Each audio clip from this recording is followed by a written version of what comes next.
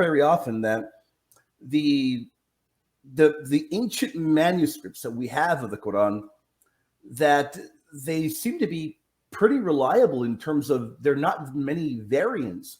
I don't know how true that is, but you hear that, and then an individual like myself, because I'll be very honest, as my audience knows, I've debated a lot of Islamic scholars, but not in the Quran. I've done it on the Bible or dealing with church history.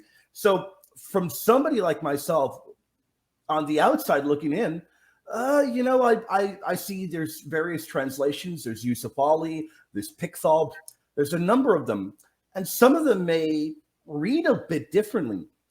Are there, when we look at the manuscripts that we have of the Quran, are there many, variants? Are there many variations within the text?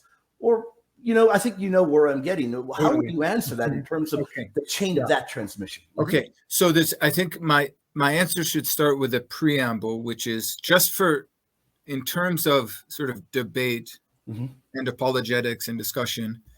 I mean, it's just an important point to say that preservation doesn't mean the truth of anything, right? So correct. That's one thing to keep in mind. And so I would say, I say that in part just because increasingly Muslim scholars are working on questions of Quranic variance while maintaining their Islamic faith. And they sort of recognize that point, right? Just because, the simplistic version of Islamic apologetics may not be the case, it doesn't mean that the Quran can't be true. But the opposite is also true, which is if you do buy into the perfectly preserved text idea that you hear sometimes in Islamic apologetics, that doesn't mean the Quran is true, right? So, right. I mean, you can preserve lots of things. I mean, many texts are preserved very well, but the value of the truth value of that text is in its message. Okay, so that's sort of preamble. You probably didn't need to hear that. No one probably. No. I think we did. That is a great point, because you'll hear, well, that is perfectly preserved, or this there are no variants there. But you make a great point that it doesn't mean that what is contained in there is true, and you're not making the argument on the other side as well. You're simply bringing that point forward. I get right. Totally. Like, for example, our discussion today will be, I imagine, perfectly preserved. Broadcast, and anyone can get it word for word, and we're there for a long time, hopefully, and all this. But it doesn't mean anything I'm saying is brilliant or inspired or something like that. Same here. But as for the question of the variance of the Quran, so the answer is, from one perspective, yes, it's extremely well preserved. But from another perspective, there are many variants. Okay, so what I mean by that is the following. The basic text of the Quran, which in Arabic is called rasm, R-A-S-M, that basic text, which is more or less a skeleton of the consonantal text, the consonants in the text, that basic text is very well preserved. And in fact, there is only one manuscript in the world that has any significant variance on the level of the basic text. Now, for this to make sense, you have to keep in mind that Arabic is not like English or Latin or Greek, in that both vowels and consonants are written, and that there's one sign for each vowel or consonant. Arabic, a little bit like Hebrew, but to a much greater extent, is written in a basic form, and then marks are added above and below that basic form to complete the consonants and to write the vowels. How am I doing so far? Is this kind of great? No, it's fantastic. So that basic form is extremely well preserved, which means, in other words, that we do not have, in the most ancient manuscripts, we do not have verses that are missing, additional verses that are added, even words that are missing or added. Okay, with one exception, which is a manuscript that was found in the 1970s in Yemen. And maybe I should not go into it now because the answer will get too convoluted if I start speaking about that. So there's one exception, which is this Yemeni manuscript, which has a bit of a different basic text and a different order for the chapters of the Quran. Okay, so in this basic sense, the Quran is very well preserved, and Muslims are right when they say we don't have a situation like we do for the Bible, where, you know, sometimes you have chapters like the ending, I think, of Mark's Gospel. Right. At least some of the alternate endings you probably know much better than I do, which can be called into question, or the joining comma, or certain things like that. Okay.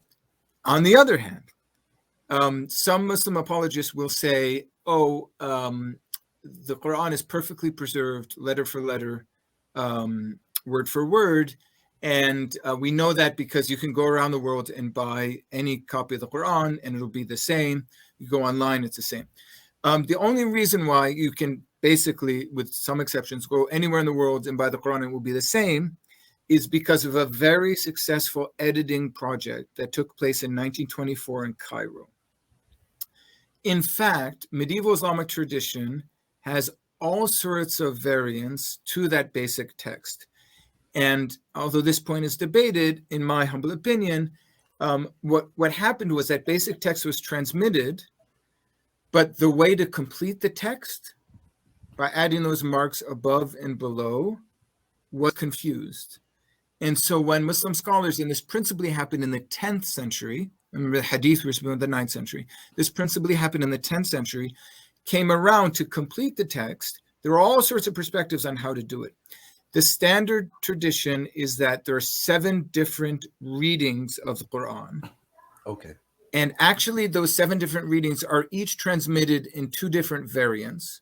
So there's actually 14 or more ways of reading the Quran. And these have to do sometimes with really small things. Just to give one small example, in the first chapter of the Quran, which is a sort of prayer, it's called Al-Fatiha.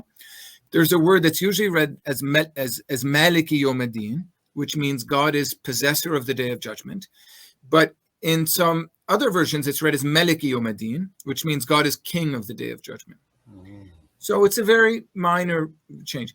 Sometimes the differences are more, especially when adding a mark turns an active verb into passive, or a passive verb into active. And then you can get, so, yeah. So is there an example of that? But do you have perhaps an example of a something where a change would be significant, perhaps?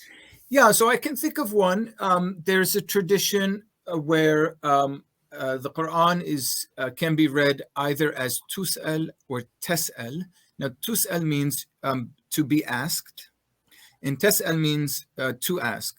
And the full verse says something like, one way of reading it is, do not ask, I believe it says about the unbelievers, or those who are not listening to your message. I can come up with a reference here in a second. And according to that version, it's understood that the prophet was asking about the fate of his own parents, whether they're in heaven. And the Quran came with a rebuke from God, which is, do not ask about this. And there's a whole nother story that lines up with the other reading, which is, you will not be asked, which means that Muhammad was concerned with those who were not following him. And he was sort of in a sort of anxiety about that. And the verse, by saying it now says you will not be asked, it means you will not be held responsible for. So you have 2, doctrinally it may not be a big deal, but you have 2 very different sorts of readings of the text with different meanings.